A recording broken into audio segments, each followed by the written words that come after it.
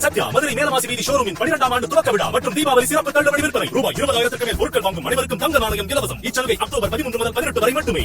தமிழகத்தில் வடகிழக்கு பருவமழை தீவிரமாக பெய்து வருகிறது.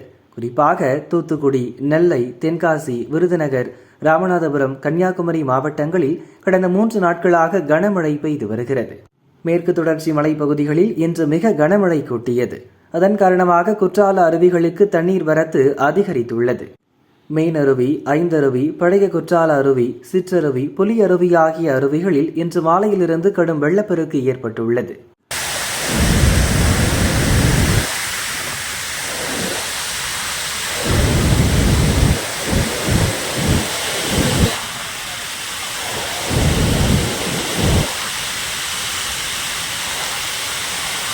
ஐந்து அருவிகளிலும் காட்டாற்று வெள்ளம் போல தண்ணீர் செந்நிறத்தில் ஆர்ப்பரித்து கொட்டுகிறது.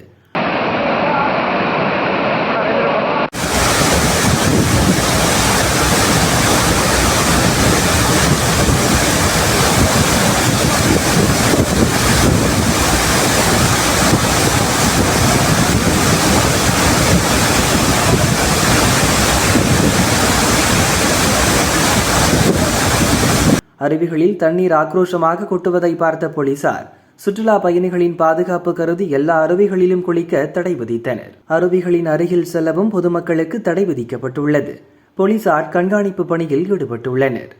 வழக்கமாக மழை பெய்ய துவங்கி 1 வாரம் கழித்துதான் குற்றால அருவிகளுக்கு நீர்வரத்து அதிகரிக்கும். ஆனால் இம்முறை மழை பெய்ய துவங்கிய உடனே அருவிகளில் வெள்ளம் சீறி பாய்கிறது என குற்றாலத்தைச் சேர்ந்த வியாபாரிகள் கூறினர்.